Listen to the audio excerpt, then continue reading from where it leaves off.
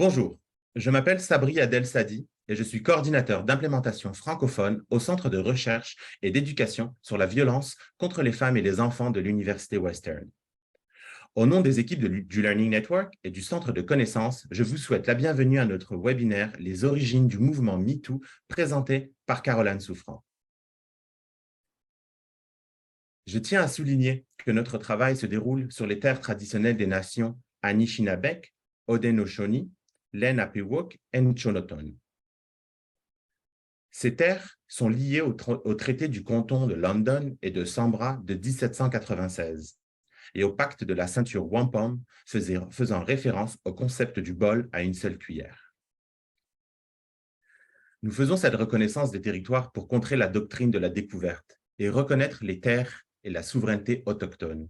En tant que colon dans cet espace, je suis reconnaissant des nombreux avantages que j'en tire et j'en tiens à exprimer ma gratitude envers la Mère Terre pour les ressources que nous utilisons et à rendre hommage à tous les peuples des Premières Nations, métis, inuits qui habitent cette terre depuis au moins 15 000 ans. Aujourd'hui, nous sommes ravis d'accueillir Caroline Souffrant, qui est travailleuse sociale, candidate au doctorat en service social à l'Université d'Ottawa. Elle rédige actuellement une thèse sur la déclinaison québécoise du mouvement MeToo, du regard de femmes afrodescendantes et de militantes afroféministes. Elle est l'auteure du livre « Le privilège de dénoncer », Justice pour toutes les victimes de violences sexuelles, paru aux éditions Remue-Ménage au Québec et en Europe. Caroline a aussi été nommée Fellow 2020 des Nations Unies pour les personnes d'ascendance africaine et une chroniqueuse indépendante pour plusieurs médias. Je cède maintenant la parole à Caroline pour commencer le webinaire.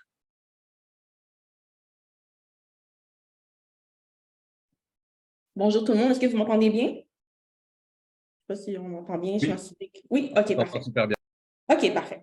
Donc, merci tout d'abord de m'accueillir parmi vous aujourd'hui. Ça me fait vraiment plaisir de prendre le temps de vous présenter un petit peu de mon travail, des choses que j'ai fait au cours des dernières années et de vous parler en fait de ce mouvement, le mouvement MeToo, qui est au cœur de mon travail de recherche, mais aussi qui m'a beaucoup influencé dans l'écriture de mon livre qui est sorti en 2022, donc bientôt 1 an.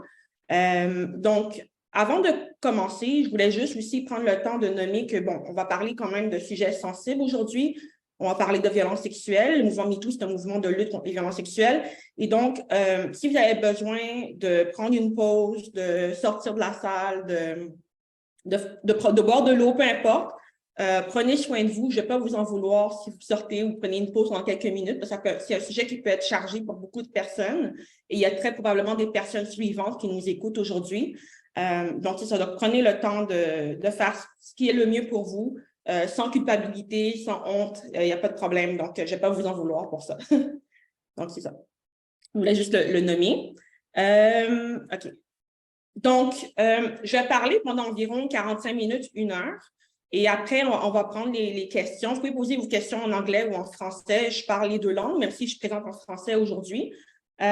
Donc, en premier lieu, je vais expliquer un peu qui je suis un peu plus en détail pour que vous puissiez comprendre qu'est-ce qui m'a amené à m'intéresser à ce sujet-là, pourquoi je travaille sur ces enjeux-là et pourquoi je fais des recherches, en fait, sur les violences sexuelles vécues par les femmes afrodescendantes au Québec. Par la suite, je vais aussi expliquer un peu le contexte dans lequel le privilège de dénoncer est né. C'était quoi mon processus créatif, mes motivations pour écrire ce livre-là. Puis ensuite, je vais faire une petite genèse un peu du mouvement MeToo. Donc, probablement que vous connaissez le mouvement MeToo d'octobre 2017, mais ce que je vais vous démontrer, c'est que ce mouvement-là remonte à bien plus longtemps, même plusieurs décennies. Donc, je vais faire un peu la genèse du mouvement, avec des exemples de cas au Québec, en France et aux États-Unis. Et ensuite, on va discuter, en fait, je vais vous présenter, en fait, certains des enjeux qui entourent le dévoilement et la dénonciation pour les femmes noires, mais aussi pour les femmes racisées en général, qui ont vécu des violences sexuelles. C'est quoi les enjeux spécifiques, mais aussi les enjeux qui sont communs avec les survivantes de violences sexuelles en général. Et à la fin, on va discuter, c'est quoi exactement la justice dans ce contexte-là? Qu'est-ce que ça veut dire exactement? Comment la justice peut se déployer quand on vit des violences sexuelles ou qu'on en a vécu, et comment, en fait, on peut soutenir cette justice-là comme intervenant qui travaille auprès des personnes survivantes. Donc, c'est un peu tout ça qu'on va explorer aujourd'hui. Je vais essayer d'être concise et de ne pas m'étendre trop. Mais c'est ça. Donc, je pense que ça va être quand même assez riche. Et on va, à la fin, je prendrai vraiment toutes vos questions. Je vais laisser un peu plus de temps pour les questions, puis on va vraiment discuter puis échanger.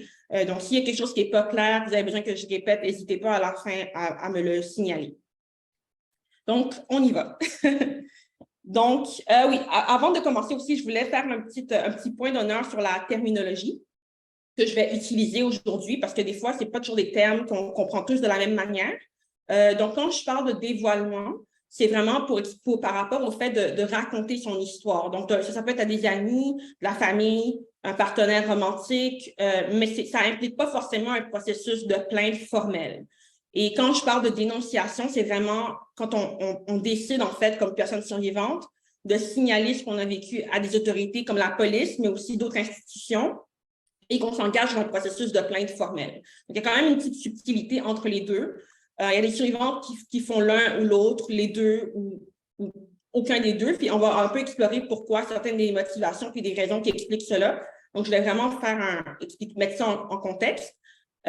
Également, un autre terme que j'utilise aujourd'hui, en fait, il y a un concept qui est le continuum de la violence sexuelle, qui a été théorisé par Lise Kelly dans les années 80. Lise Kelly, c'est une chercheuse britannique, féministe, et elle a vraiment théorisé quelque chose qui nous amène à nous éloigner des définitions juridiques des violences sexuelles. Parce que dans notre société, on va beaucoup mettre de l'accent, surtout au Canada, on met l'accent sur les définitions juridiques du code criminel. Donc, depuis 1983, au Canada, il y a plusieurs infractions à caractère sexuel, dont l'agression sexuelle qui est répertoriée en 3 niveaux de gravité, donc niveau 1, niveau 2, niveau 3. Et donc, ça, c'est comme ça depuis 1983, mais ce qu'il faut savoir, c'est qu'il y a vraiment d'autres définitions des violences sexuelles qui existent, dont des définitions qui sont féministes. Et en fait, ce qu'elle dit essentiellement, c'est basé sur des entretiens qu'elle a menés avec une 60aine de femmes, si ma mémoire est bonne, dans le cadre de ses recherches. Et elle, ce qu'elle amène comme idée, c'est que vraiment, la violence sexuelle, ça peut comprendre toutes sortes de gestes qui ne sont pas forcément à hiérarchiser les uns envers les autres. Et même les formes de violence sexuelle qui ne sont pas reconnues par le droit criminel peuvent avoir un impact très important sur les personnes qui en sont la cible. Par exemple, je ne sais pas, une personne qui reçoit un commentaire dégradant dans la rue, ce n'est pas forcément reconnu par le code criminel au Canada comme étant quelque chose qu'on peut criminaliser, mais ça peut avoir un impact très, très, très important. Donc, je pense qu'il faut remettre en contexte un peu cette idée de hiérarchiser certains gestes par rapport à d'autres. Et la raison pour laquelle je dis ça, c'est parce que il y a des gestes qui vont être perçus comme étant plus banals, je vais ça entre gros guillemets. Par exemple, une personne qui, dans le métro, se fait toucher dans le métro, un attouchement, il y a des gens qui vont dire ben, c'est moins grave que de se faire violer dans une ruelle le soir, par exemple. Mais ce qu'il faut garder en tête, c'est que la personne, par exemple, qui a vécu ça dans le métro, elle peut avoir des conséquences hyper importantes de ce qu'elle a vécu. Si on prend en compte que peut-être que dans son enfance, elle avait vécu quelque chose comme ça. Donc, ça peut réactiver des traumas ou des émotions qui peuvent être très négatives, qui peuvent renvoyer à des choses qu'elle avait vécues avant. Et ultimement, dans tout ça, ce que ça veut dire, c'est que c'est une violation de notre intimité et de notre corps et de notre intégrité physique et psychologique et sexuelle. Donc, il faut faire attention quand on hiérarchise les gestes par rapport à d'autres.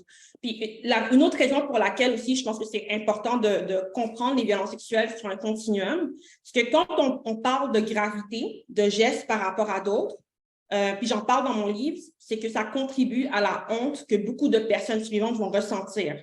Donc, si une personne a vécu quelque chose qui est considéré comme étant moins grave dans notre société, mais que ça l'affecte, qu'elle vit avec ça, qu'elle ne se sent pas bien avec ça, ben, elle va ressentir beaucoup de honte si ce n'est pas quelque chose qui est reconnu par le droit ou quelque chose qui est considéré comme étant grave. Donc, je pense que c'est important de garder en tête que si quelque chose nous est arrivé de cet ordre-là, peu importe la nature des gestes, puis en passant, 2 personnes peuvent vivre exactement le même geste puis le vivre de manière très différente. Aussi, c'est important de le souligner. Mais je pense que c'est important de garder en tête que peu importe ce qui nous est arrivé, si on y pense des années plus tard, si on sent que ça nous a dérangé, ben, ça veut dire que ça nous a dérangé, que ce n'était pas correct, qu'on y a eu une intrusion de notre intimité. Et juste ça, c'est important en soi. Donc, je pense que c'est important, comme on dit, de ne pas se gaslighter nous-mêmes. C'est une question que je dis dans le livre. Si on sent que notre intégrité a été bafouée, ça veut dire qu'elle a été bafouée, qu'on ne s'est pas senti respecté, qu'on ne se sent pas bien avec ça. Et juste ça, c'est significatif. Donc, même si des gens vont dire, ou la culture du viol vont nous dire, ah, c'est grave, c'est pas grave, etc. Si nous, on sent que ça nous a dérangé, ça nous a affecté, bien, ça veut dire que ça nous a dérangé, ça nous a affecté, puis c'est ça qui est important de garder en tête, la manière dont les victimes et les survivantes ressentent ce qu'elles ont vécu, puis comment c'est perçu par elles. Donc, je pense que c'est important de mettre ça en contexte, parce qu'on vit dans une société où on parle beaucoup du droit, et oui, le droit est important, le droit criminel, peu importe, c'est important, mais il y a d'autres définitions des violences sexuelles qui existent, et il y a plusieurs disciplines qui sont légitimes pour en parler. Donc, il n'y a pas seulement le droit qui a autorité, en fait, pour parler des violences sexuelles. Il y a toutes sortes d'analyses qui sont toutes aussi valides les unes que les autres, dépendamment de la posture que l'on prend et de la manière dont on veut traiter cet enjeu-là. Donc, je pense que c'est important de le nommer. Voilà, pour ça. Également, dans le webinaire, vous allez remarquer que j'utilise de manière interchangeable le mot « victime » et « survivante ». C'est vraiment intentionnel. Il y a une raison pour laquelle j'utilise les deux. Et dans mes écrits aussi, j'utilise les deux de manière interchangeable parce que je pense que c'est une fausse dichotomie d'opposer ces deux termes-là. Donc, au cours des dernières années, des dernières décennies, en particulier dans le mouvement féministe, mais aussi dans la société en général, le terme « victime » est jugé plus péjoratif. On va juger par… Une personne, par exemple, peut dire « moi, je ne suis pas une victime, je suis une survivante ». Donc, c'est vu comme un terme négatif qui a une connotation péjorative. Par contre, je pense que le terme victime est très, très important quand on parle de violence sexuelle parce que quand on est victime de quelque chose, ça veut dire qu'on n'était pas responsable des violences que l'on a vécues. Et quand on vit des violences sexuelles, c'est très, très important de réaliser que ce n'était pas de notre faute, qu'on n'a pas provoqué ce qui nous est arrivé, qu'on est victime de ce qui nous est arrivé. Donc, je pense que c'est important de ne pas rejeter ce terme-là complètement. Il y a son utilité, il y a un sens politique aussi à ce terme-là, dans le sens où quand on a vécu quelque chose comme ça, c'est super important de réaliser que ce n'est pas de notre faute, parce que de nombreuses personnes qui ont vécu des violences sexuelles vont ressentir beaucoup de honte, de culpabilité. Et pour se dégager de cette honte et de cette culpabilité-là, la première étape, c'est de réaliser que ce n'était pas de notre faute. Donc, le terme victime est très, très important pour cette raison-là. Et la deuxième raison pour laquelle j'utilise aussi le terme victime dans mes écrits de manière interchangeable avec survivante, c'est parce qu'il y a des survivantes, en fait, des victimes de violences sexuelles qui ne survivent pas aux violences qu'elles ont subies, au sens propre comme au sens figuré. Donc, ce que je veux dire par là, c'est qu'il y a des personnes, quand elles vivent des violences sexuelles, il y en a qui adoptent des stratégies de survie qui peuvent être plus dommageables. Il y en a qui décèdent, il y en a qui s'en remettent jamais d'avoir vécu ces choses-là. Et donc, le terme victime est important pour reconnaître ces personnes-là qui ne sont pas devenues des survivantes. Et aussi, le terme survivante, la raison pour laquelle je l'utilise également dans mes écrits puis dans mes travaux, ça fait beaucoup référence à la notion de résilience. Donc, quand on parle d'une personne survivante, en général, ce qu'on entend par là, c'est une personne qui a surmonté les obstacles et les conséquences des violences sexuelles et qui mène une vie relativement bien aujourd'hui, malgré ce qui est arrivé. Ceci étant dit, oui, c'est vrai, ça peut arriver, mais je pense que ça sursimplifie en fait le processus de guérison quand on vit des violences sexuelles. Donc, ce n'est pas un processus linéaire où on passe de victime à survivante. C'est quelque chose qui est très… on peut tourner en rond, on peut être survivante un jour, victime l'autre jour. Il y a des allers-retours là-dedans. Donc, ce n'est pas un processus qui est lisse, ce n'est pas un processus qui est linéaire. C'est un processus qui est complexe. Et donc, je pense que des fois, quand on utilise les termes survivants, ça peut sursimplifier le processus, en fait, la complexité des traumatismes quand on vit des violences sexuelles. Et il y a une expression que j'aime beaucoup qui est utilisée par Kalima Johnson. Donc, elle est une travailleuse sociale afrodescendante aux États-Unis et elle a fondé le Sasha Center, qui est un centre qui vient en aide aux victimes de violences sexuelles aux États-Unis à Détroit. Et elle a développé l'expression « experiencers of sexual violence », donc les personnes ayant vécu des violences sexuelles, parce que c'est une manière de réaffirmer que même si on a vécu des violences sexuelles, on n'est pas obligé de s'autodéfinir entièrement par cette expérience-là, par des termes comme survivante ou comme victime. On peut dire que ça fait partie de notre parcours, de notre cheminement, mais c'est une chose parmi plusieurs choses qui composent en fait qui on est comme être humain. Mais ultimement, je pense vraiment que ça appartient à chaque personne de s'autodéfinir de la façon dont elle le souhaite ou il le souhaite. C'est pas quelque chose qu'on peut décider pour une personne qui a vécu des violences sexuelles, c'est vraiment un choix personnel. Et même, des personnes qui ont vécu des violences sexuelles peuvent décider de rejeter ces termes-là complètement. Et c'est légitime aussi. Donc, c'est quelque chose qui appartient à chaque personne, mais je voulais quand même faire la nuance de ne pas opposer victime et survivante parce que ces deux termes-là sont très importants quand on parle de violences sexuelles et chacun ont leur utilité, leur fonction et leur sens politique. Et même une personne peut décider au cours de sa vie de changer en fait de terme quand elle réfère à cette expérience-là. Donc, c'est quelque chose qui appartient à chaque personne. Donc, c'est important de le garder en tête, mais je voulais quand même nuancer cette dichotomie qu'on fait entre victime et survivante. OK, donc c'est ça. Donc là, maintenant, j'ai fait le petit topo au niveau des termes. Donc là, maintenant, on va rentrer un peu plus dans le vif du sujet. Donc, comme ça a été nommé tantôt, mon nom est Caroline Souffrant. Donc, je suis née en 92 à Montréal. Mes parents sont haïtiens. Et comme ça a été dit, je suis travailleuse sociale de formation et de profession. Donc, j'ai travaillé au Québec surtout, parce que c'est là que je suis née, c'est là que j'ai grandi, au niveau avec beaucoup des femmes victimes de violences sexuelles, mais aussi des femmes en situation d'itinérance. J'ai travaillé aussi dans le réseau de la santé et des services sociaux au Québec, dans le milieu communautaire, etc. Et aujourd'hui, je fais de la recherche. Donc, je fais de la recherche en travail social. Donc, j'ai fait mon bac en travail social à McGill, ma maîtrise en travail social à McGill également. Et en ce moment, je fais mon doctorat en travail social à l'Université d'Ottawa. Et ma thèse, en fait, que je suis en train de rédiger, et j'espère la finir l'année prochaine si tout va bien.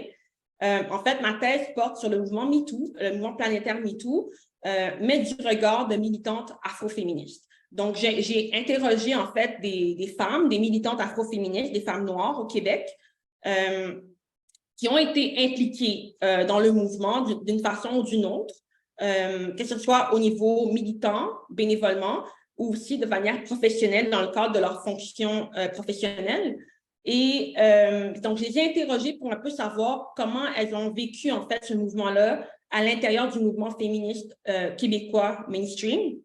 Il y a beaucoup d'enjeux par rapport à ça, parce qu'au Québec, il y a des militantes afroféministes, il y a des femmes noires qui ont fait beaucoup de choses pour la société québécoise et canadienne, mais leur histoire tend vraiment à être invisibilisée et effacée. Et c'est la raison pour laquelle j'ai décidé de centrer ma thèse sur cette question-là et en français, parce qu'il y a peu d'écrits en français sur le travail de ces femmes-là, que ce soit de ma génération ou de d'autres générations. J'en parle un peu plus tantôt, mais je suis moi aussi une personne survivante à l'adolescence. Et j'en parle dans le livre de Privilèges de dénoncer. Mais ce qui m'a vraiment amenée en relation d'aide, c'est que quand j'étais plus jeune, j'étais à l'école secondaire et j'étais dans un programme où on devait faire du bénévolat, du travail communautaire de manière obligatoire. On était obligés, comme étudiants, de faire ça. Donc, moi, dès l'âge de 12 ans, j'ai dû m'impliquer dans différents organismes communautaires, dans des levées de fonds et des choses comme ça. Et c'est vraiment ça qui m'a donné la piqûre, en fait, de l'engagement social, de la relation d'aide. C'est pour ça que j'ai poursuivi mes études par la suite dans ce domaine-là, parce que je pense que c'est quelque chose qui m'apporte beaucoup, mais qui apporte aussi aux autres, puis qui fait sens aussi pour moi au niveau de l'implication. Donc, c'est un peu tout ça qui m'a amené à travailler dans ce domaine-là, sur ces questions-là. Même si j'ai travaillé dans plein de milieux différents, finalement, j'ai décidé de dédier mes recherches à la question des violences sexuelles parce que c'est vraiment quelque chose qui est très… en fait, moi, très tôt dans ma vie, j'ai réalisé que c'était vraiment un problème d'ampleur pandémique. Pour moi, la violence sexuelle, c'est une crise de santé publique. Et également, c'est quelque chose que même avec les mouvements MeToo et les autres vagues de dénonciation qu'il y a eu par les années précédentes, ça reste un problème entier pour lequel je trouve qu'il y a encore de la banalisation et de la stigmatisation associée à ces enjeux-là, particulièrement au sein des communautés afrodescendantes, mais aussi de d'autres communautés racisées. Donc, je vais en parler un peu plus tout à l'heure de ça. Et si je vais à la prochaine diapositive, donc, ça, donc à la maîtrise, comme j'ai dit tantôt, j'ai fait ma maîtrise à l'Université McGill en travail social. Et j'ai fait mon mémoire, je l'ai écrit sous la direction de Delphine Collin-Vézina, qui est une professeure-chercheur à l'Université McGill. Et ce que j'ai fait à la maîtrise, c'est que j'ai interviewé des intervenantes sociales, donc des travailleuses sociales, mais aussi des personnes qui travaillaient au niveau communautaire, gouvernemental, qui travaillaient aussi à l'IVAC, qui est le programme d'indemnisation aux victimes d'actes criminels au Québec. Donc, j'ai interviewé des intervenantes de différents secteurs, publics, privés et communautaires, pour voir un peu qu'est-ce que ça veut dire respecter la dignité des personnes survivantes quand elles dévoilent avoir vécu des violences sexuelles. Qu'est-ce que ça veut dire ne pas respecter leur dignité? Et j'ai exploré cette question-là dans une diversité de milieux et de contextes. Donc, on parlait autant du système de justice criminelle, mais on a parlé aussi des écoles, des universités, dans la société en général, dans les milieux communautaires, etc. Donc, on a vraiment exploré la question dans différents milieux. Et en fait, les résultats de ce mémoire-là, que j'ai écrit en français, même si j'étais à McGill, en fait, ça a vraiment inspiré le propos du livre en grande majorité. Donc, en fait, le livre est vraiment basé, oui, sur mon expérience personnelle, sur mes travaux de recherche, mais aussi sur mon expérience qui est professionnelle comme intervenante sociale également. Donc, c'est un peu tout ça qui m'a amené à écrire Le privilège de dénoncer. Donc, si je vais à la prochaine diapositive, donc ça, c'est le livre que vous voyez en ce moment. C'est un petit livre, mais il y a beaucoup de contenu. Il fait juste 128 pages, mais il y a beaucoup de contenu. Donc, pourquoi écrire ce livre? Pourquoi ce titre? Et pourquoi je l'ai écrit maintenant? Donc, comme je vous ai dit tantôt, je suis une personne survivante à l'adolescence. Donc, moi-même, j'ai vécu des violences sexuelles quand j'étais mineure. Dans mon contexte, ça s'est passé en contexte sportif. Donc, c'est un coach sportif majeur, adulte. Et je le raconte dans le livre, en fait, qu'est-ce qui m'est arrivé. Donc, même si ça faisait quand même plusieurs années que je travaillais sur la question des violences sexuelles de manière bénévole dans mes recherches et comme intervenante sociale, je ne voulais pas forcément parler de mon histoire. Je n'étais pas forcément prête à le faire avant 2020. Et ce qui est arrivé en 2020, c'était la pandémie, évidemment. Vous vous souvenez probablement de la résurgence du mouvement Black Lives Matter en mai 2020 avec la mort de George Floyd. Et moi, ça m'a beaucoup affectée comme personne noire de voir ça dans les médias. C'était très, très troublant pour moi. Et je pense que ça a été le cas pour beaucoup de personnes noires aussi qui ont vu ce mouvement-là reprendre de l'ampleur et qui ont vu, en fait, ce qui s'est passé avec George Floyd. Donc, j'étais très affectée par ça. Mais ce qu'il faut savoir aussi, c'est qu'au Québec, non seulement on a eu la résurgence de Black Lives Matter en mai 2020, mais en juillet 2020 au Québec, il y a eu une nouvelle vague de dénonciation de violences sexuelles. Donc, comme je dis tantôt, on a eu MeToo en octobre 2017, mais au Québec, il y a eu plusieurs autres vagues de dénonciation préalablement à MeToo d'octobre 2017. Donc, j'en parle un peu plus tard, il y a eu plusieurs vagues de dénonciation au Québec et en juillet 2020, on en avait une autre. Donc, cette vague-là de dénonciation, elle a été très, très importante. Elle a ciblé des personnalités publiques très connues au Québec, mais aussi des personnes qui ne sont pas connues. Il y a eu des listes anonymes qui ont circulé. Donc, ça a vraiment eu un très, très, très gros impact et ça a eu des conséquences juridiques et sociales dont je vais vous parler dans quelques minutes. Donc, moi, dans ce contexte-là, avec les deux mouvements qui étaient très, très rapprochés dans le temps, donc Black Lives Matter en mai 2020 et la nouvelle vague de dénonciation de violences sexuelles en juillet 2020, ça a comme réveillé des choses en moi. Et pour la première fois depuis ce que j'avais vécu, il y a quelque chose en moi qui avait le goût d'en parler pour la première fois. Donc, ce que j'ai fait, j'ai écrit une lettre ouverte qui a été publiée dans le journal La Presse. C'est un journal quand même très, très connu au Québec, qui est un journal quand même important. Donc, j'ai écrit une lettre ouverte dans La Presse qui a été publiée en juillet 2020. Cette lettre-là s'appelait L'Entonnoir. Et dans cette lettre-là, je racontais mon histoire pour la première fois, en faisant des liens avec ce qui se passait dans l'actualité à ce moment-là au Québec. Je n'ai jamais nommé les personnes impliquées dans mon histoire et ce n'est pas important pour moi de le faire, mais c'était important pour moi de nommer mon histoire et de la raconter parce qu'une des critiques qui revenait à chaque nouvelle vague de dénonciation au Québec, c'est la question de la représentation. Donc, dans les médias, on voyait beaucoup des femmes connues, des femmes blanches, des femmes en posture de privilège économique ou social qui prenaient la parole sur le mouvement MeToo et qui racontaient leur histoire. Et je pense que oui, c'était important pour ces femmes-là de le faire, mais le problème, c'est qu'on ne voyait pas d'autres personnes. Donc, la même critique a été faite quand MeToo est devenu viral en octobre 2017.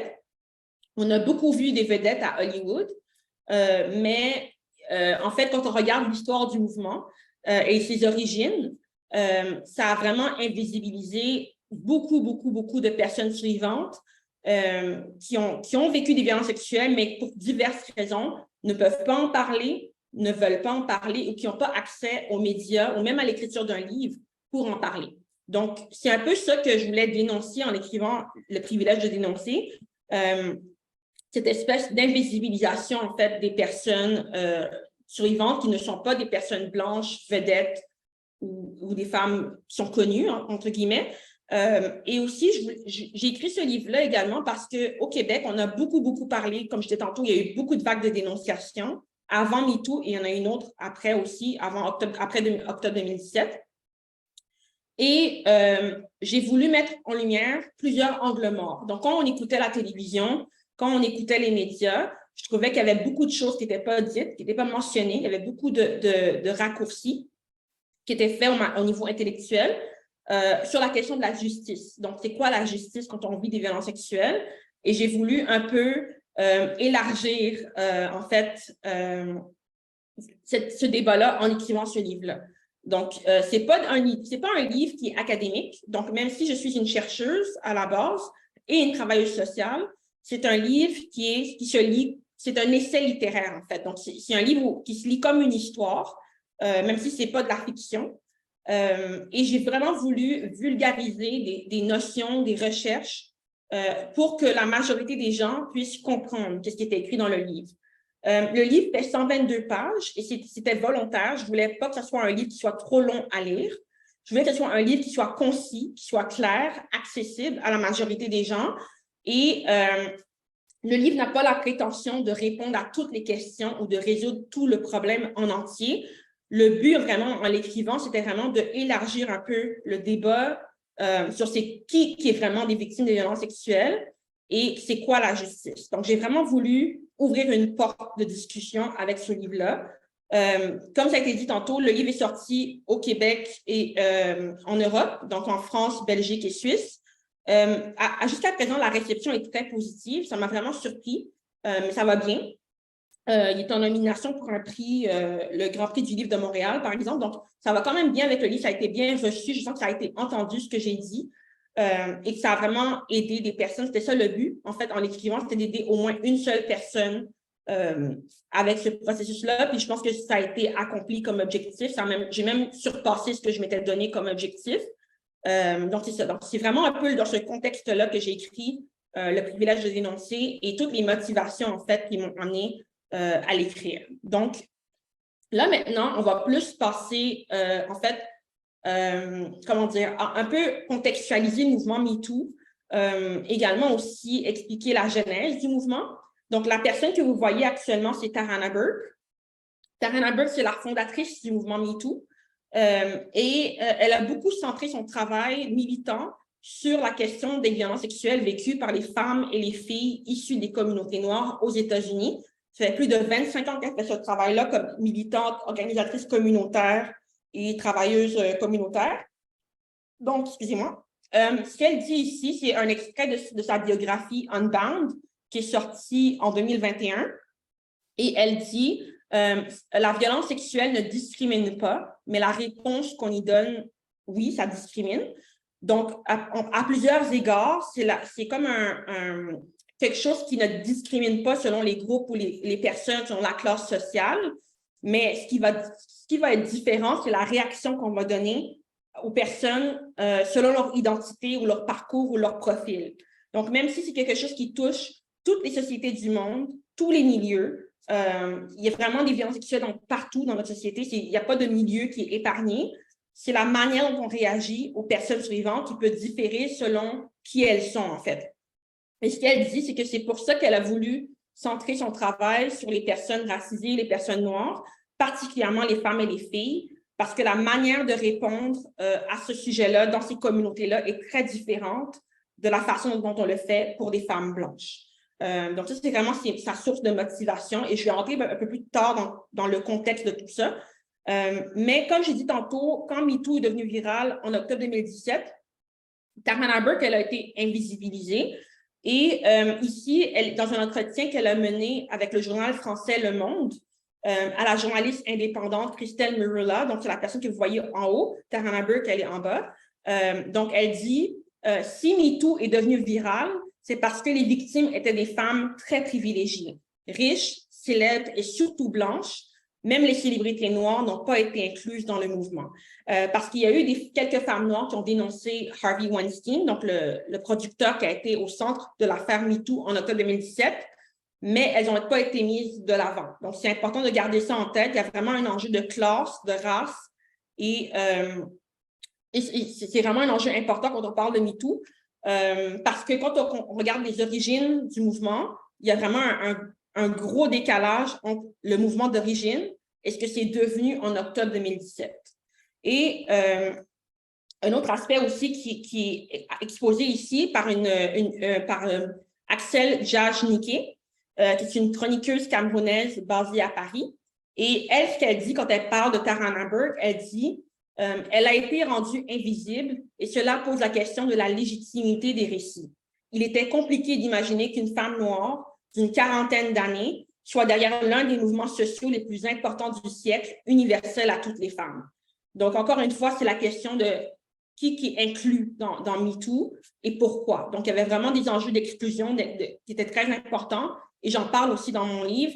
Et donc, c'est un peu ça que j'ai voulu aborder parce qu'au Québec, on ne parlait pas de Tarana Burke. Quand je lisais les journaux, elle était à peu près jamais mentionnée, alors que c'est vraiment elle la fondatrice de ce mouvement-là. Donc, c'était vraiment important pour moi de rappeler, en fait, les origines du mouvement et tout le contexte dans lequel ce mouvement-là est né.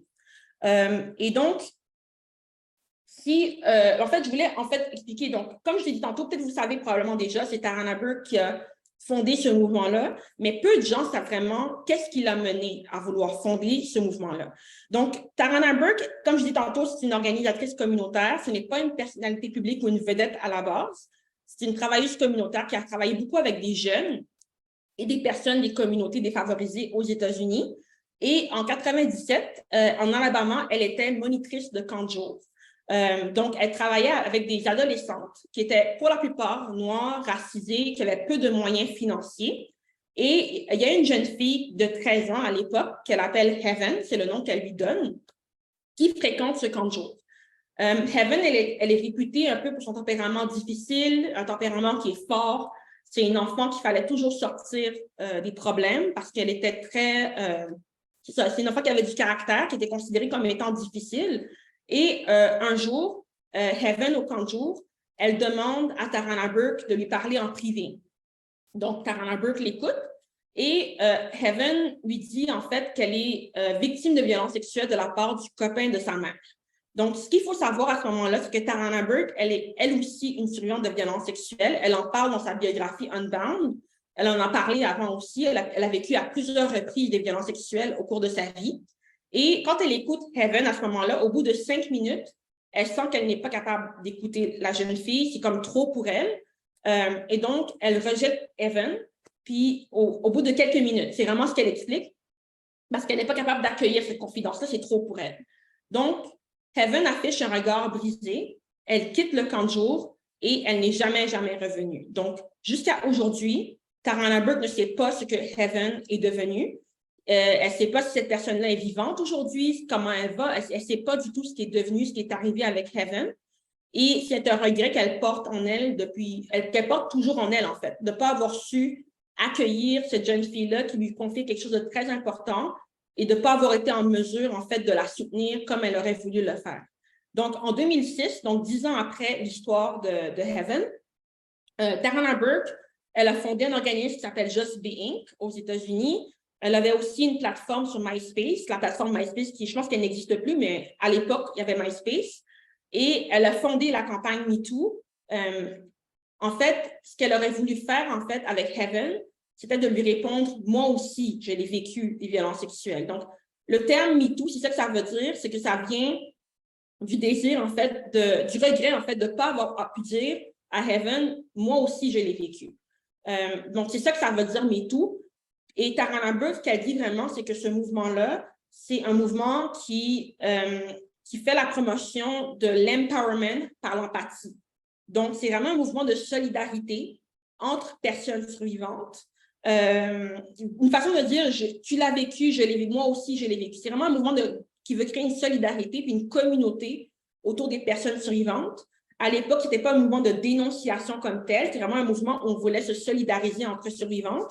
Et c'était un mouvement qui était basé, en fait, qui était centré sur les femmes et les filles issues des communautés noires et qui ont souvent peu de moyens financiers, qui n'ont pas le même capital médiatique ou politique que d'autres. Et donc, c'était ça, en fait, le mouvement MeToo à l'origine. Donc, je raconte un peu plus cette histoire-là dans mon livre, mais c'est vraiment ça qui a mené Tarana Burke à créer cette campagne-là. Donc, ce que vous connaissez probablement plus, c'est vraiment le mouvement MeToo d'octobre 2017. Donc, pour mettre un peu en contexte, pour rappeler un peu ce qui est arrivé à ce moment-là, il y avait 2 enquêtes journalistiques. La première du New York Times, donc le 5 octobre 2017, et la deuxième du New Yorker, le 10 octobre 2017, sur le producteur Harvey Weinstein. Donc, Harvey Weinstein, c'était un producteur à Hollywood qui était très, très, très influent, qui avait beaucoup, beaucoup de pouvoir. Et ce que ces 2 enquêtes-là journalistiques ont révélé, c'est que sur une période de plusieurs décennies, Harvey Weinstein, il a été reconnu coupable au criminel, d'ailleurs, plusieurs années après. Il a harcelé sexuellement, il a agressé sexuellement de nombreuses femmes, donc des actrices pour la majorité, surtout des actrices blanches. Il y avait une actrice noire qui me revient en mémoire, c'est Lupita Nyong'o, qui avait aussi fait des accusations envers Harvey Weinstein. Mais à la fin du mois, on avait une liste de près de 100 femmes qui accusaient Harvey Weinstein, en fait, de les avoir harcelées sexuellement ou agressées sexuellement. Donc, on a vraiment une liste très importante de dénonciatrices qui sont des femmes très connues, très influentes à Hollywood. Et dans ce contexte-là, le 15 octobre, donc ça fait bientôt, en fait, on vient de passer le 6e anniversaire du mot-clic de Alyssa Milano.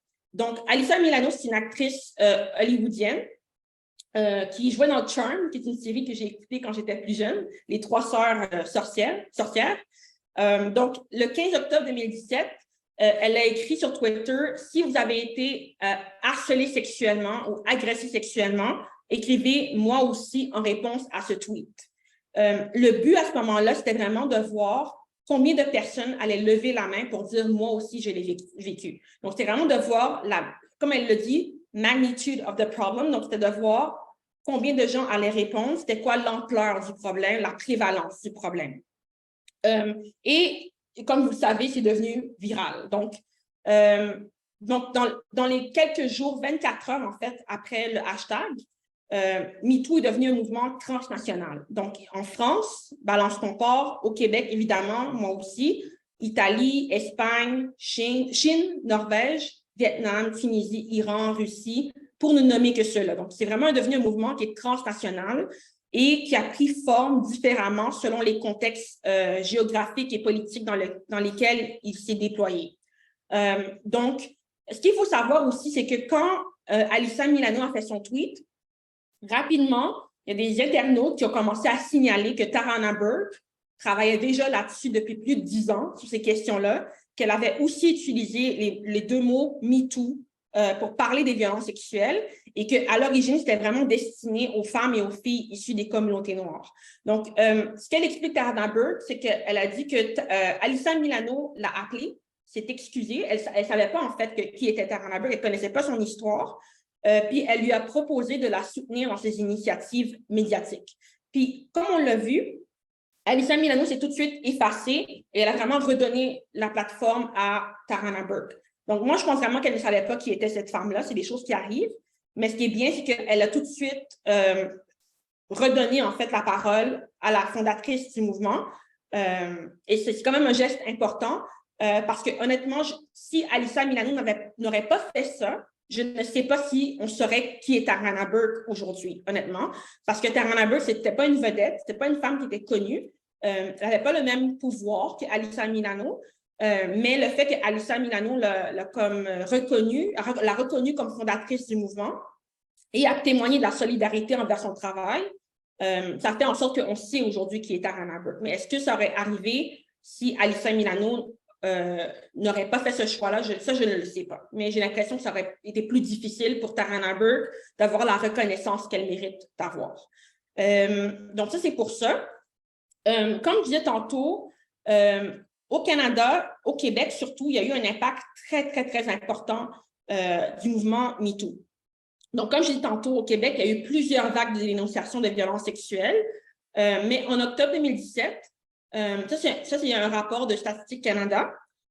Donc, ce qu'on remarque, c'est qu'après l'apogée du mouvement, ce qu'on a remarqué, c'est qu'il y a eu une augmentation au Canada de 24 des dénonciations à la police. Ça, c'est à travers le pays au complet. Excusez-moi. Et au Québec, il y a eu une augmentation de 61 %. Donc, c'est le plus haut pourcentage au Canada pour une province. Et au niveau des villes, les villes qui ont eu les plus hautes dénonciations à la police après le mouvement MeToo, on parle de la ville de Québec, Sherbrooke, qui est aussi une ville au Québec, Saguenay, aussi au Québec, Montréal, et Brantford, en Ontario. Donc, il y a vraiment eu un impact très, très, très fort de MeToo au Québec. Au Québec, on a les CALACS. Donc, les CALACS, c'est des centres d'aide et de lutte qui viennent en aide aux victimes de violences sexuelles. Et il y a plusieurs CALACS à travers la province. Et on a le regroupement québécois des CALACS qui représente un peu tous ces centres-là à travers le Québec. Et dans les 2 semaines qui ont suivi le tweet de Alyssa Milano, le RQ CALACS, le regroupement québécois des CALACS, avait une augmentation de 100 à 533 % des demandes d'aide dans les 2 semaines qui ont suivi le tweet d'Alyssa Milano. Donc, ça a vraiment eu un impact très important au Québec, qui continue à se faire sentir d'ailleurs. Et comme je disais tantôt, il y a eu beaucoup de vagues de dénonciations au Québec. Il y en a vraiment eu plusieurs avant octobre 2017. Donc, au début des années 2000, il y avait eu le cas de Nathalie Simard et Guy Cloutier.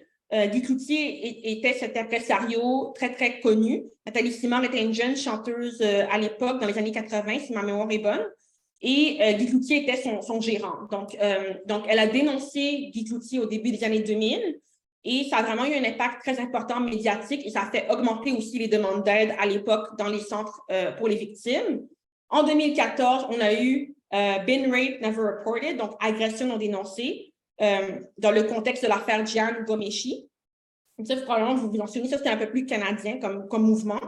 En 2016, on a eu aussi au Québec Stop Culture du viol. Donc, dans ce contexte-là, il y avait plusieurs choses. Donc, il y a eu le cas de Alice Paquet et Jerry Sklavounos. Donc, Alice Paquet était une jeune femme qui a dénoncé un député de l'Assemblée nationale du Québec, Jerry Sklavounos. Donc, il y avait ce cas-là qui était présent.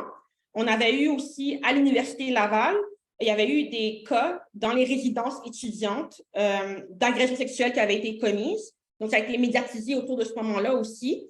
Et on avait eu aussi des femmes autochtones à Val-d'Or, qui est une région au Québec, qui avaient dénoncé à la télévision, dans un reportage journalistique à Radio-Canada, elles avaient dénoncé des policiers qu'elles accusaient d'avoir été agressées par ces policiers-là à Val-d'Or, au Québec.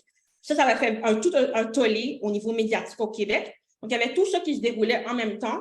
Et donc, le hashtag Stop Culture du viol a pris naissance en 2016 dans ce contexte-là.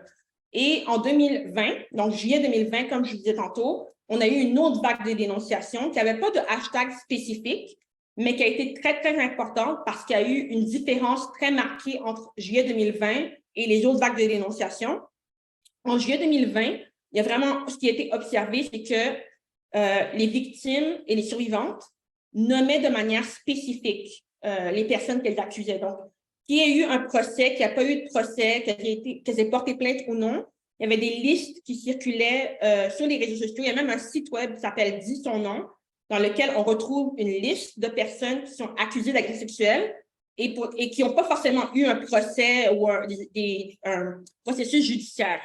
Et donc, ça c'est vraiment une grande distinction de juillet 2020 avec les autres vagues de dénonciation. Et aujourd'hui, ces femmes-là qui ont administré ces pages-là Instagram, ce site web-là qui s'appelle « Dis son nom », elles ont été poursuivies en diffamation et c'est toujours en cours actuellement. Donc, c'est vraiment quelque chose sur lequel le droit va devoir se pencher. C'est quelque chose qui est assez nouveau. Mais ce qu'on remarque aussi de manière générale au Canada, mais aussi dans d'autres pays, il y a vraiment une augmentation des poursuites en diffamation envers les personnes survivantes qui dénoncent des violences sexuelles sur les réseaux sociaux. Donc, il y a vraiment tout un enjeu à explorer par rapport à ça. j'ai accéléré un petit peu parce que je vois que le temps file. Donc, un des cas aussi que j'aborde dans le livre, ça, c'est vraiment d'une autre génération. Moi, je n'étais pas née quand c'est arrivé. La femme que vous voyez actuellement, c'est Anita Hill. Donc, Anita Hill était une stagiaire en droit aux États-Unis et elle travaillait sous la supervision de Clarence Thomas, qui est aujourd'hui juge à la Cour suprême des États-Unis. Donc, il y avait un rapport de pouvoir entre les deux. Et donc, Anita Hill, qui était la stagiaire, en fait, de Clarence Thomas, l'a dénoncé pour harcèlement sexuel à l'époque. De fil en aiguille, elle a dû témoigner devant des millions d'Américains et devant un panel, c'était juste des hommes blancs qui l'écoutaient. Et Clarence Thomas a été est quand même devenu juge à la Cour suprême des États-Unis. Il est encore là jusqu'à aujourd'hui. Anita Hill, aujourd'hui, elle est professeure d'université. Elle continue à prendre la parole sur ces enjeux-là. Donc, même si Clarence Thomas a été quand même promu comme à la Cour suprême des États-Unis, ça a eu un très, très grand impact au niveau de la prise de conscience collective du harcèlement sexuel en milieu de travail. Donc, c'est une très, très grande contribution qu'elle a fait, qu'elle continue de faire. Et ça a eu, et aussi à l'époque, il faut savoir que ça avait vraiment divisé la communauté noire. Donc, Anita Hill, oui, vous voyez, c'est une femme noire. Clarence Thomas aussi est un homme noir. C'est le deuxième homme à siéger deuxième homme noir à siéger à la Cour suprême des États-Unis. Et ça avait vraiment divisé la communauté à l'époque, qui voyait ça comme certains voyaient ça comme une affaire privée qui ne devait pas être racontée publiquement. Donc, elle a vraiment payé un prix très cher, en fait, pour avoir pris la parole sur cette question-là. Mais ça a aidé beaucoup de gens, ça a vraiment créé une prise de conscience collective. Et il y a eu un cas analogue qui s'est répété en 2018, l'affaire Christine Blasey Ford avec Brett Kavanaugh, qui est très similaire, très, très similaire à cette affaire-là, que je raconte aussi dans le livre. Une autre affaire aussi qui a été très médiatisée en 2011, c'est l'affaire Nafissatou Diallo DSK, donc Dominique Strauss-Kahn, qu'on appelle DSK, c'est les initiales. Dominique Strauss-Kahn était le patron du Fonds monétaire international. C'est un homme blanc. Il était pressenti pour devenir président de la France à l'époque. Et Nafissatou Diallo, elle, c'était une femme de ménage qui ne parlait pas anglais quand elle est arrivée aux États-Unis. C'est une femme immigrante. Puis elle travaillait au Sofitel, qui est un hôtel très, très prestigieux à New York. Et de fil en aiguille, elle a accusé, en fait, Dominique Strauss-Kahn, donc DSK, de l'avoir agressé sexuellement dans une chambre de cet hôtel-là. Donc, l'affaire a vraiment eu un retentissement international, autant en France qu'au Canada. Moi, je me rappelle, j'étais plus jeune, mais je me rappelle de cette photo-là, de cette image-là, en fait, à la télévision de Nafissatou Diallo. Et ça a vraiment eu un impact très important sur sa vie. Puis comment l'histoire s'est réglée, entre guillemets, c'est que, en fait, il y a eu une entente financière entre les deux parties et ça a mis fin aux procédures judiciaires. Mais 10 ans plus tard, Nafissatou Diallo, elle a fait une entrevue avec un magazine qui s'appelle Le Paris Match, qui est un magazine français, et elle a dit que cette affaire-là avait gâché sa vie et qu'elle avait dit la vérité et qu'elle avait été privée de justice. C'est très, très important de se rappeler de cette femme-là, parce qu'elle a contribué aussi au mouvement. On est en 2011, donc plusieurs années avant octobre 2017. Donc là, au niveau des enjeux qui sont présents pour les femmes noires et racisées qui dévoilent les violences sexuelles, donc comme je l'ai dit tantôt avec l'affaire Anita Hill, Clarence Thomas, à l'époque, ça a été vu par certaines personnes de la communauté noire afro-américaine comme étant une trahison envers la communauté. Donc déjà, on a un homme noir qui est le deuxième homme noir à siéger à la Cour suprême des États-Unis, qui est le plus haut tribunal du pays. Donc, c'est vu comme quelque chose de prestigieux, qui devait faire la fierté de la communauté, etc. Et on a une femme noire qui dénonce cet homme-là pour violence sexuelle, pour harcèlement sexuel, en fait. Et ça a vraiment divisé la communauté à l'époque, mais il y a beaucoup, beaucoup de femmes noires qui sont reconnues en Anita Hill et qui l'ont soutenue publiquement. Donc, Kimberly Crenshaw, qui a théorisé l'intersectionnalité, elle avait soutenu Anita Hill à l'époque.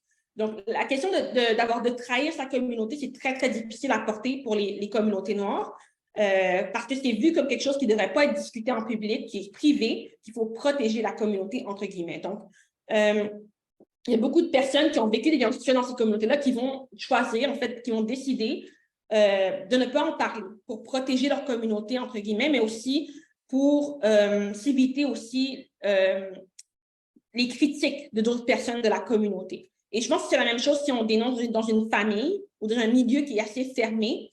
Il y a beaucoup d'alliances, de rapports de pouvoir, et c'est souvent au détriment des personnes survivantes qui dénoncent.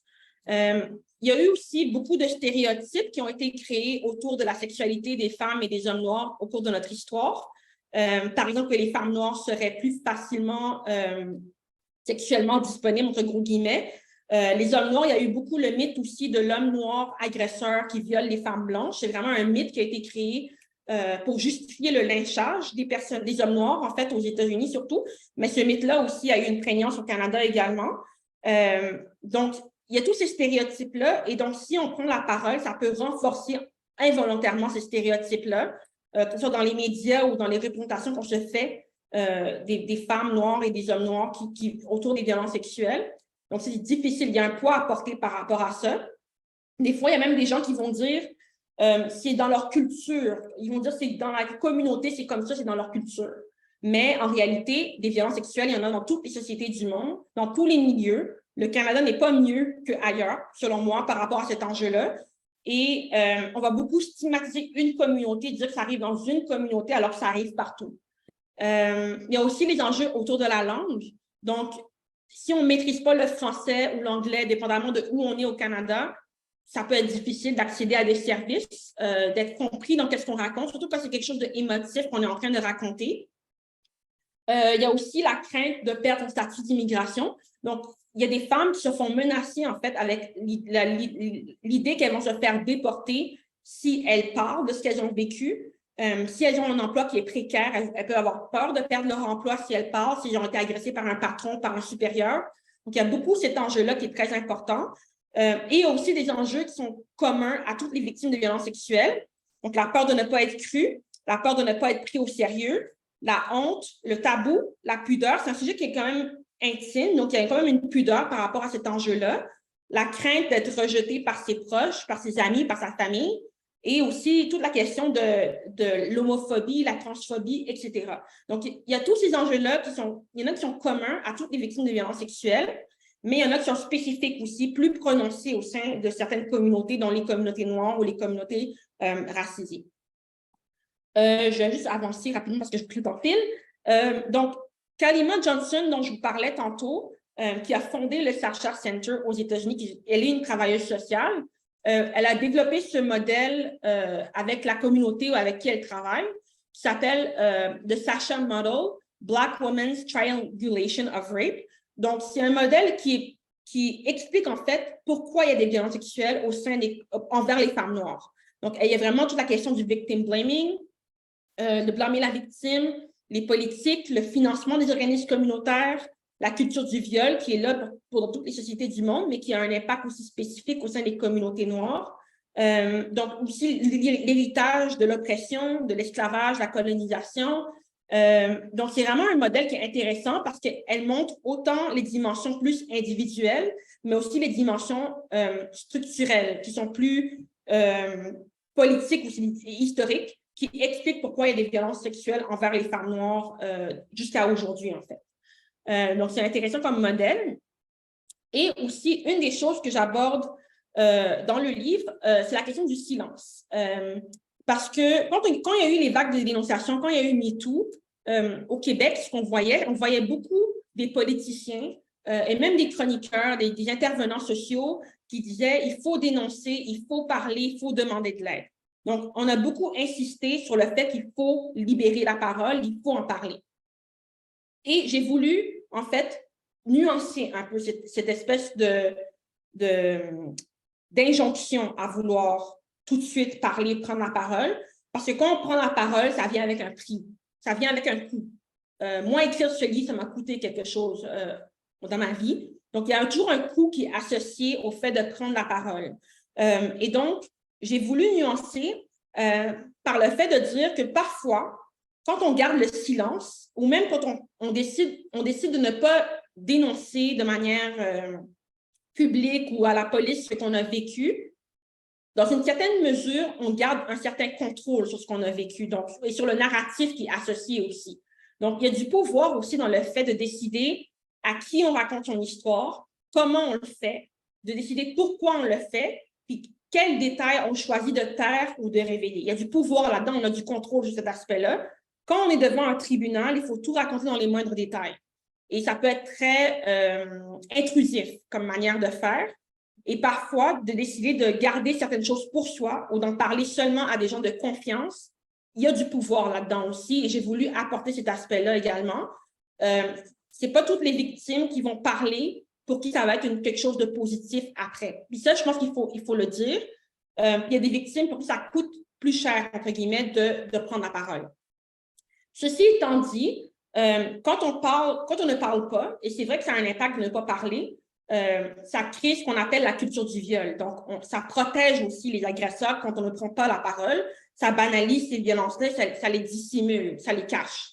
Ça les rend impunis également. Donc, oui, c'est important de prendre la parole, de dénoncer. Et même si c'est des vedettes américaines ou des vedettes qui sont privilégiées, qui ont pris la parole, ça leur a coûté quelque chose à elles aussi aujourd'hui parce qu'elles nous permettent aussi d'avoir la conversation qu'on a socialement également. Donc, mon but n'est pas de uniquement critiquer le fait que des femmes privilégiées ont pris la parole sur le mouvement MeToo. C'est important aussi ce qu'elles ont fait parce que ça nous permet de discuter de cet enjeu-là aujourd'hui. Le problème, c'est qu'on a vraiment... il faut étendre notre empathie à tout le monde, en fait. C'est un peu ça que je dis dans le livre. Et aussi, quand on parle de forcer le silence, dans le livre, j'en parle, c'est que ça fait référence aux poursuites en diffamation contre les survivantes qui prennent la parole dans l'espace public sur les violences sexuelles.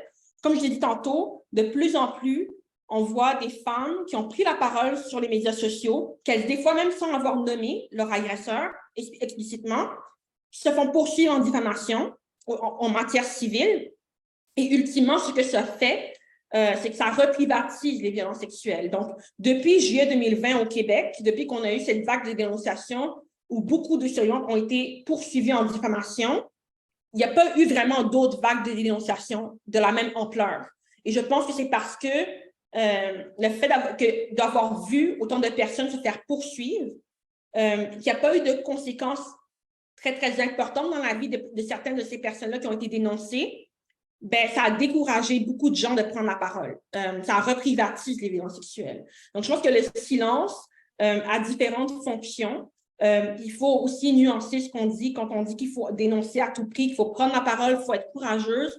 Je pense qu'il y a plusieurs façons d'être courageuse et il n'y a pas une façon qui est meilleure qu'une autre. Donc, c'est important de nuancer cet aspect-là. Et donc, qu'est-ce que la justice dans un tel contexte? Donc, au Québec, en tout cas, et surtout au Canada aussi, quand on parle de violence sexuelle et du droit des victimes de violences sexuelles, ça coïncide toujours avec une augmentation du pouvoir de l'État en matière criminelle. Donc, c'est associé dans l'histoire du féminisme au Canada et aussi aux États-Unis. Quand des victimes prennent la parole pour avoir justice, ce qu'on entend de manière politique, c'est qu'il faut avoir plus de sentences sévères, des sentences plus longues, il faut adapter le système de justice. C'est vraiment ça qui est entendu au niveau politique. Donc, des systèmes qui sont très punitifs, des systèmes qui relèvent du système carcéral. Ceci étant dit, dans le livre, j'ai voulu en parler également. La justice, c'est quelque chose qui est très, très complexe, qui a plusieurs dimensions. Pour moi, le fait d'avoir écrit ce livre-là, ça a été un outil de justice. Je n'ai pas porté plainte à la police et ça m'a quand même donné un sentiment de justice parce que j'ai raconté mon histoire selon mes propres termes. J'avais du contrôle sur mon récit, j'ai été entendue, j'ai été écoutée, j'ai été validée dans ce que j'ai vécu. Et donc, la justice, ça veut dire différentes choses. Ce n'est pas uniquement porter plainte à la police et mettre quelqu'un en prison. Ça peut être autre chose. Et je pense que c'est important de nuancer cette question-là. Et au Québec, en ce moment, il y a beaucoup de tribunaux spécialisés qui sont en train d'être mis en place. Donc, des tribunaux qui seraient plus adaptés, plus sensibles à la réalité des victimes de violences sexuelles et de violences conjugales, parce que ça a été perçu comme un bris de confiance. Donc, ça a été vu comme si les victimes dénoncent sur les réseaux sociaux, c'est parce qu'elles n'ont pas confiance au système de justice pour leur donner réparation ou confort. Donc, la réponse du gouvernement au Québec, ça a été de dire on va faire des tribunaux spécialisés pour que les victimes ne dénoncent plus sur Internet, mais qu'elles se retournent vers le système de justice traditionnel ou criminel. Et donc, ce que j'ai voulu dire dans le livre aussi, c'est que pour beaucoup de survivantes, dans bien des cas, les victimes sont agressées par quelqu'un qu'elles connaissent, qui peut être proche d'elles.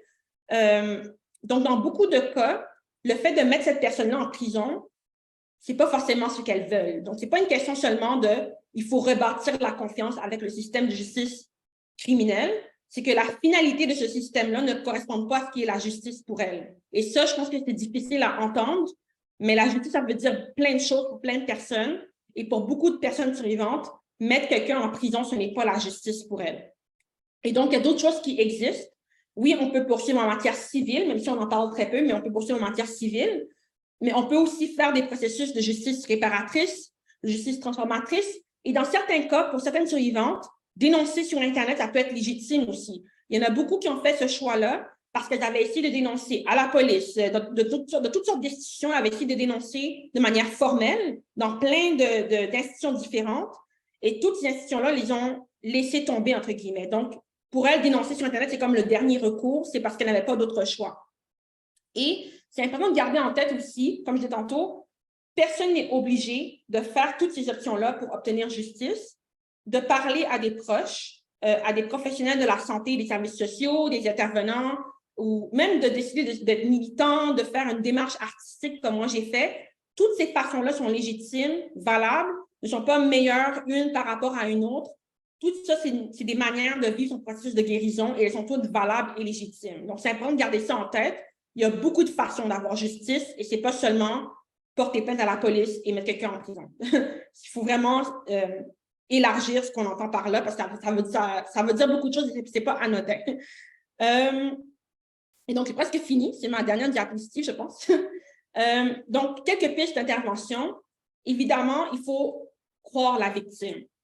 Donc, ce que je veux dire par là, c'est que quand on regarde nos chiffres sur le nombre de personnes dans notre société qui ont été victimes de violences sexuelles, l'ONU parle d'une femme sur 3, probablement plus élevé parce que c'est une estimation. C'est des chiffres qui sont conservateurs, donc les chiffres sont probablement plus élevés.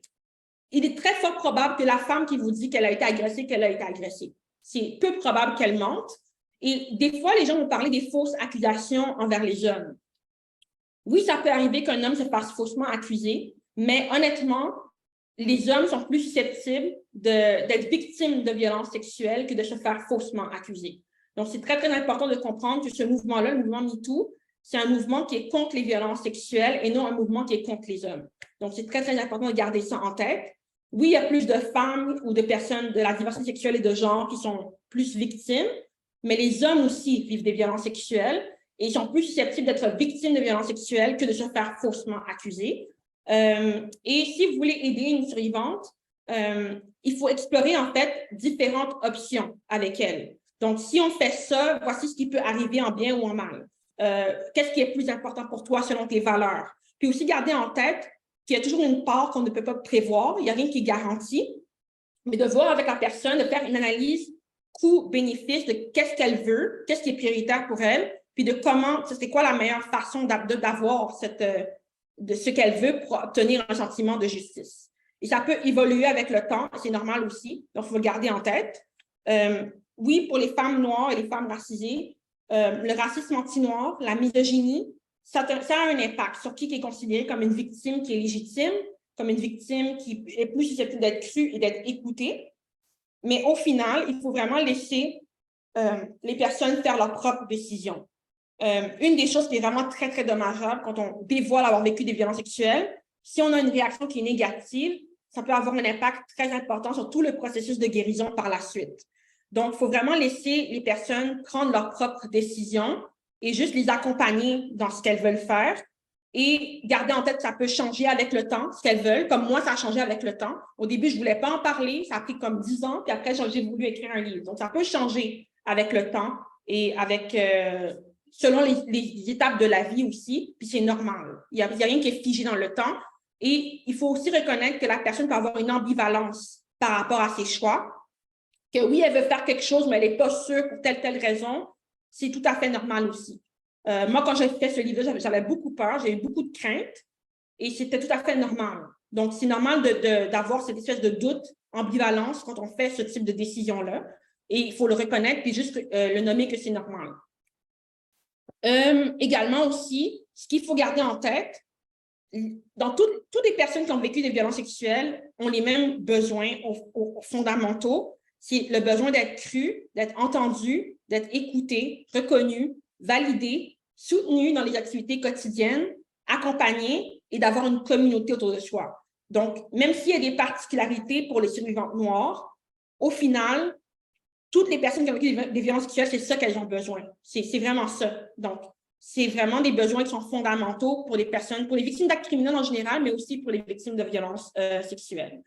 Donc, j'ai fini. Donc, voici quelques ressources. Donc, je pense que vous avez le PowerPoint. Donc, voilà, ce serait le temps pour les questions. J'ai parlé beaucoup plus longtemps que je pensais. Donc, merci de votre écoute. Un gros merci. Merci pour ta présentation très riche et merci aussi pour toute la vulgarisation que tu as faite par rapport aux recherches et à toutes les réflexions que tu as pu apporter aujourd'hui. On va passer maintenant aux questions-réponses et je vais me joindre avec ma collègue Adjira Goné qui va venir poser les questions avec moi. La première question qui est ressortie dans le Q&A, c'est est-ce qu'il y aurait des ressources, des organisations ou des initiatives spécifiques qui travaillent activement pour soutenir les survivantes noires et racisées de violences sexuelles que vous recommanderiez au Québec ou en Ontario? Je connais en fait Women at the Center. C'est une organisation qui a été fondée par des personnes survivantes, qui est gérée par des personnes survivantes, puis qui est basée en Ontario, mais qui est pan-canadienne. C'est la première qui me vient. Je ne connais pas dans toutes les provinces. Je sais qu'il y a plus de choses au Canada anglais qui est fait qu'au Québec. Au Québec, ils commencent à avoir quand même des initiatives, des militants qui commencent à mettre en place certaines choses pour aider les survivantes noires. Mais au Canada, je dirais, Women at the Center, c'est vraiment quelque chose de très important. Et en ce moment, ils font une recherche pan-canadienne très importante qui s'appelle The Amor Jinwar Code. Je pense que je vais le taper dans le chat tantôt pour pas que vous oubliez. Donc, Women at the Center fait une recherche, la première recherche pan-canadienne sur les violences sexuelles vécues par les femmes, les filles et les personnes de la diversité sexuelle et de genre noir au Canada. Donc, vous surveillez ça. J'ai hâte. Moi, je suis sur leur comité aviseur, donc j'ai hâte de voir où ça va mener tout ça. Voilà. Merci Caroline. Adjira Goné, I'll let you go for the next one. Thank you. So I will ask the next question. It has to do with policy and law, but I would tie it to the comment. There was a comment in the chat. So I'll read the comment and I'll ask the question. You can tie them together. So one person stated that it is interesting that the private law, and I can put it in the chat as well, that the private lawsuits against women are quite successful, yet criminal charges against perpetrators are so rarely useful. I have heard it suggested that bringing civil charges for damages to perpetrators may be a much more effective way to charge them. Even though it wouldn't result in a criminal record, it is more likely to result in actual reparations and in perpetrators of violence actually having to pay, in quotation, in some way. So what are your thoughts? I'll put it in the chat as well, in the comment section. Yeah, so I think one of the main reasons why civil lawsuits are against women, that women are doing, right? Or that women are targeted by. I'm not sure I understand the question correctly. I just put it in the chat. Oh, okay. But it really lines up to a more simpler question, and I can just read that out if that makes better sense. You know, how have legal and policy changes, if any, in Canada influenced this movement, the Me Too movement in Canada? Yeah, so the thing I wanted to say just to answer the part on civil lawsuits is that the burden of proof is not the same that in a criminal case. In a criminal case, it's without a reasonable doubt. And in a civil lawsuit, it's more a balance of which version is more probable of being true. So I think that's why there's a difference there. And yes, I think the Me Too movement has really had an impact on many changes that happen in law. I can speak for Quebec because that's where I'm from. Before the Me Too movement, for civil lawsuits, you only had 30 years to actually sue the person that assaulted you. And now that's been abolished. So there's no time frame or time limit to sue someone. That's been abolished in 2017. We also had, in universities and colleges, we have now a law that forces all universities and colleges in Quebec to have a protocol on how to prevent sexual violence and also how to intervene if something happens. It's not perfect, but it's there, something that happened, I assume, because of the movement. That was also in 2017. And also like the specialized tribunals that are being put in place in Quebec for sexual violence and conjugal violence. It's not perfect. I don't think it will solve everything, but I do believe strongly that these changes would not have happened without all the survivors that came forward on social media. It's really a response to that, because there were so many Me Too waves in Quebec and also elsewhere, that at least in Quebec, they tried to do something to show that they take this seriously, that they want to do something about it, which is, I don't think that would have happened without all these survivors coming forward. So yes, it had an impact. Yeah. Thank you. On a une autre question, Caroline. Comment, selon toi, on peut contribuer au quotidien pour rendre hommage à l'historicité du combat des femmes noires? Comment est-ce que ça se concrètement? Ben, je pense qu'il faut soutenir les femmes noires qui font des travaux sur ces questions-là, parce qu'il y en a. On n'est pas beaucoup, mais il y en a. Notamment la recherche de Women at the Center, comme je le mets tantôt, mais il y a aussi des chercheuses au Canada. La première qui me vient, par exemple, c'est Patrina Duhaney. Elle a fait des recherches sur les violences conjugales, puis les liens avec la criminalisation des femmes noires au Canada. Donc, il y a quand même des chercheuses qui font des choses. Donc, je pense qu'il faut soutenir leurs initiatives, les visibiliser, dire que ça existe. Évidemment, avoir des historiens puis des chercheurs qui se penchent aussi sur la contribution des femmes noires au Canada. Il y en a, mais je pense qu'il faut le faire davantage puis visibiliser ce qui a déjà été fait, parce qu'il y a des choses qui ont été faites. Moi, quand je suis arrivée à l'université, j'étais très surprise de voir beaucoup de choses qui ont été faites quand j'ai commencé mon bac au Canada par rapport aux personnes noires qui ne sont juste pas enseignées, pas visibilisées. Par exemple, si vous enseignez à l'université, inclure ces personnes-là dans vos plans de cours, dans les lectures obligatoires, inviter ces personnes-là à parler dans les cours, visibiliser les initiatives qui existent déjà, autant communautaires, académiques qu'au niveau de la recherche. Et c'est un peu ça que je dirais, parce qu'il y en a eu des pionnières noires qui ont fait beaucoup de choses au Canada, mais c'est moins visibilisé malheureusement. Donc, moi, je répondrais comme ça. Merci pour ta réponse. Thank you. So I will have the next question for you, Caroline. Can you share any recommendations or action points for those who want to be allies or advocates for Black women within the context of the Me Too movement? And you can speak to it in a context of what you know in Quebec or in Canada as a whole. That's a good question. I think sometimes it's important to understand that we might not be the best person to help someone. So if someone wants to speak to another Black woman about this issue, sometimes we just have to accept that that woman doesn't necessarily feel safe to share that with another white woman, for example. So I guess that's a way to be an ally, to support spaces that are by and for Black women survivors. So I think that's a way to support them, either financially or just sometimes just accepting that we're not necessarily the best person to support the person who needs help. And sometimes also one thing that I find interesting is that we very often, when there's something going on, we feel the need to talk and to take space.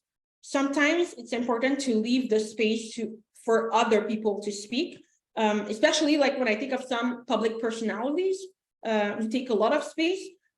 When you have a voice and that it echoes a lot in society, sometimes you can just leave the stage to someone else or refer someone else, or this person might be better suited to talk about this instead of me.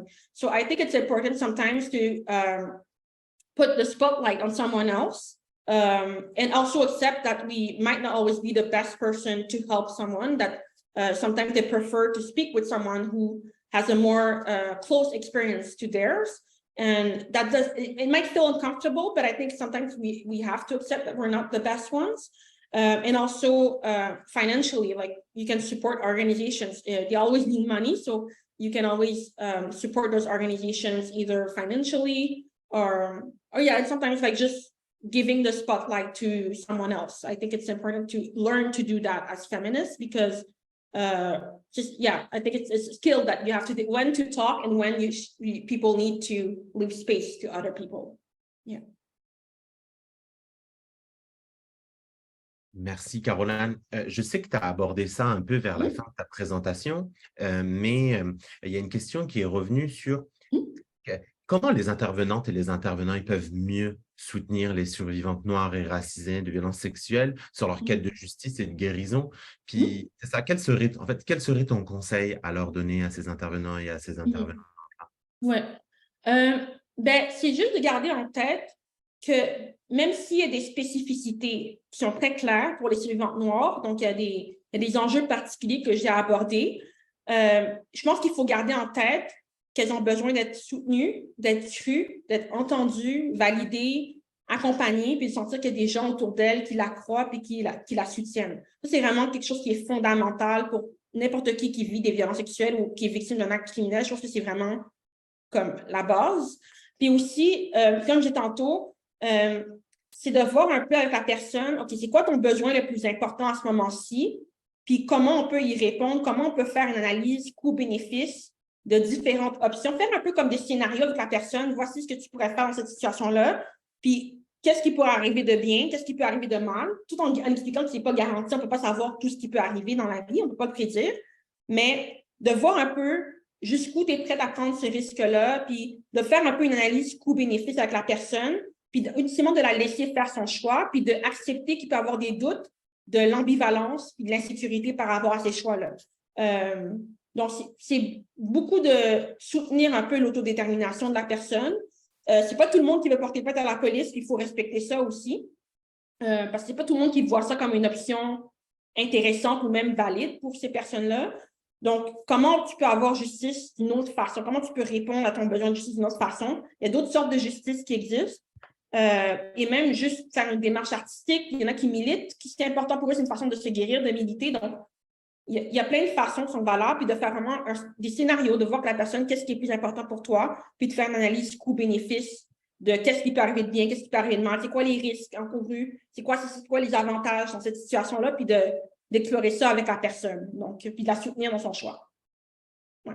Excellent, excellent, merci. Avant que je donne la parole à ma collègue, tu parlais de justice réparatrice, transformatrice. Est-ce que tu aurais des noms d'organisations au Québec, en Ontario ou au Canada que tu pourrais nous référer? Oui, en fait, le premier nom qui me vient à Montréal, il y a The Third Eye Collective. Puis ils sont dans mon livre, ils sont mentionnés dans le livre aussi.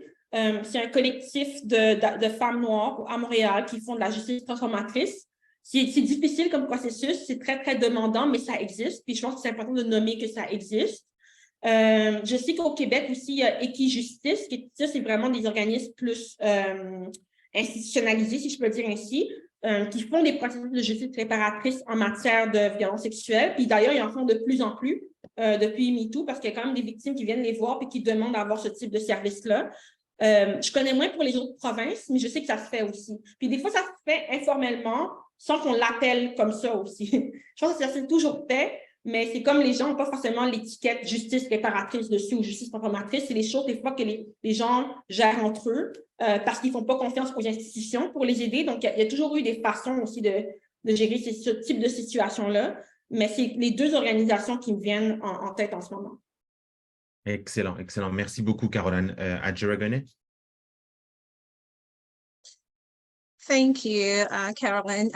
I think mine is similar to this question that came forward. It's also asking for your opinion or recommendation. So we would like if you could share recommendation or action points for those who want to, I think I did ask that. Somebody switched my question on me. My apologies, I'll take that back. So what are some of the pressing issues or areas that need further attention and action within the Me Too movement as it pertains to Black women. So whether in Quebec or you can speak to nationally as well. Mhm. So yes, what are some Yeah. of the present issues? Just a few that you could highlight for us. Mhm. Yeah, so it's funny because I didn't speak about that at all in the presentation, but I have a whole chapter about it in the book. Perfect. I think raising awareness towards young people, because I think the discussion right now is really focused on what we do after it has happened, but we don't talk as much about how can we prevent it from happening in the first place. And that means talking to young people about these things, obviously with terms that are adapted to their age and development. And there are experts who do that as a job. So it's possible to do it, but I think there needs to be really like a political push and a will to raise awareness towards young people across Canada. Because right now at the moment, when it comes to like sex ed or like awareness of these things for young people, and schools, it's very, it's not uniform across different provinces or even across different schools. It's not always evaluated, so we don't always know what's being taught to these kids, who is teaching these things to these kids, if it's being taught. So I think there needs to be a whole reflection about how can we prevent it from happening in the first place. And for me, that means being truthful to young people about these things, because sometimes we feel like, oh, if we don't talk about this, it won't happen, but it might happen even if you don't talk about it. But at least if you explain to the youth that it can happen, if it does happen to them, they will know more quickly that it's not their fault, and they will know more quickly that they can ask for help and have support. So even though it's not something that we want to do, I guess, as a parent or even as a social worker, because it's kind of taking away the innocence of young people to tell them about the bad things that may happen in life. But I think we actually protect them when we are being truthful to them, obviously with words that are adapted to their age. But I think we need to tell young people about these things so they can be more aware that it can happen, and even to know how they can support someone if they know someone who goes through that. Yeah. Absolutely. Thank you, Caroline. I'll pass it to my colleague. Don't know if, do you have any more, Sabri? Yes, I do. Okay. On a une question déjà par rapport à ton livre. Est-ce qu'il y a une traduction en anglais qui est prévue? On aimerait, mais ça dépend. On a une agente littéraire qui fait un peu la promotion, mais on n'a rien de signé encore. Mais moi, j'aimerais bien qu'il soit traduit, ma maison d'édition aussi. Donc, on lance ça dans l'univers. Et j'ai une autre question avant de donner ma parole à Giragonnet. C'est donc, que faire lors d'une intervention lorsqu'une femme noire refuse de parler à la police par peur et par manque de confiance et par peur aussi de l'enjeu d'immigration que tu partageais avec nous tantôt? Quand nous savons que c'est vrai, les discriminations à la police envers les femmes envers les femmes noires survivantes, qu'est-ce qu'il faudrait faire dans ces cas-là? Quels seraient les conseils que tu pourrais donner? Ben, moi, mon réflexe, ça, c'est quelque chose avec toutes les personnes survivantes, si quelqu'un ne veut pas parler à la police, j'aurais tendance à respecter ce choix-là ou à attendre que la personne soit prête à le faire, et que si elle est prête à le faire, essayer de l'accompagner là-dedans ou de la soutenir là-dedans. Mais je pense que c'est vraiment pas une bonne chose de pousser une personne à porter plainte à la police, parce que si une personne ne veut pas porter plainte à la police, il y a des raisons. Peut-être explorer c'est quoi les raisons qui font qu'elle ne veut pas porter plainte à la police, de ne pas les assumer, mais peut-être qu'il y a d'autres raisons. Mais de jamais forcer quelqu'un à parler à la police s'il ne veut pas, peu importe la personne. Parce que ça peut être très retraumatisant de faire quelque chose qu'on ne voulait pas faire finalement. Donc, c'est ça. Puis si la personne veut le faire, ben, d'attendre qu'elle soit prête à le faire. Puis des fois aussi, ce n'est pas juste une question de confiance, c'est que la finalité de ce processus-là, c'est de mettre quelqu'un en prison. Puis il y a des gens pour qui ce n'est pas la justice de mettre la personne en prison. Des fois, c'est ça qui bloque la personne. Ce n'est pas tant qu'elles ne font pas confiance à la police, ça peut être ça, mais pas tout le temps. Mais des fois, c'est parce que la personne ne veut pas que la personne finisse en prison, qu'elle ait des problèmes. Donc, peut-être explorer ça avec la personne aussi. Des fois, c'est ça qui fait bloquer la personne, plus que le fait de ne pas vouloir parler ou de ne pas avoir confiance. C'est que, est-ce que la personne, souvent, c'est des gens qu'on connaît qui produisent ces gestes-là envers nous. Des fois, c'est des personnes dans la même famille. Donc, il y a des enjeux par rapport à ça qui sont très, très spécifiques. Puis, je pense qu'il faut respecter le plus possible une personne qui ne veut pas porter plainte à la police, puis essayer de voir s'il y a d'autres choses qu'on peut faire ou attendre qu'elle soit prête pour le faire, mais il ne faut jamais pousser quelqu'un à porter plainte à la police, honnêtement. Merci beaucoup, Caroline. Ajiragone, for a last question. Yes, and this is the final one on my end. So you've spoken a lot around, this presentation is really geared towards Black women. So, and I think you've also spoken and highlighted things on intersectionality. So the question really is, how can we ensure this Me Too movement remains inclusive and that it's intersectional and it's addressing the concerns of Black women? I appreciate you talking about, young, speaking to them from a young age, doing an upstream approach. But how can we maintain this, that it continues that way, whether research or practice? So I think for the Me Too movement to remain inclusive, I think we need to keep in mind, that's something that Tarana Burke says all the time also. Me Too is not a plot against men. It's really a movement against sexual violence. And that includes any survivor, like even men who have experienced sexual violence. So I think we need to frame this movement as really a fight to make sure that there's no longer sexual violence in our world. It's an ambitious goal, but I think that's the vision that she has for this movement. It's really to make sure that nobody ever to experience this. And if it does happen, how can we support that person towards a feeling of justice, regardless of what shape it takes? So yeah, I think I think we should always learn also how to support someone who has experienced sexual violence, because whether we know it or not, we are surrounded by survivors. Even if it's not something that's being said openly, but we are all surrounded by survivors, because when you look at the numbers of people who have experienced this, for me, it's a public health crisis. For me, it's really like a pandemic, honestly. So we're always surrounded by survivors. So it's important to be mindful about how we talk about this movement, how we talk about survivors, because sometimes your friend might have experienced this and you might not know it. And if you talk really badly about Me Too or the movement, your friend might not feel comfortable coming to you the moment that she will feel ready to talk about it. So I think, yeah, just to keep in mind that we're always surrounded by survivors. And yeah, because it's more probable, like I said, like we talked something about false accusations against men, but I really think that men are more susceptible, more likely to be victims of sexual violence than to be falsely accused. So this movement is really for everyone.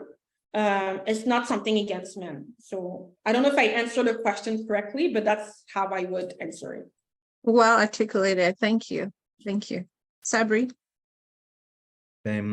C'est tout le temps qu'on va avoir pour aujourd'hui. On va remercier Caroline de s'être joint à nous aujourd'hui et à tous les participants du webinaire. Un gros merci aussi aux interprètes de langue anglaise, Peter et Sylvie. Veuillez noter Veuillez noter qu'une fois le webinaire terminé, un sondage d'évaluation s'ouvrira dans votre navigateur. Veuillez remplir cette enquête d'évaluation pour recevoir un certificat de participation. Merci à tous et au nom de l'équipe du Learning Network et du Centre de connaissances, au revoir.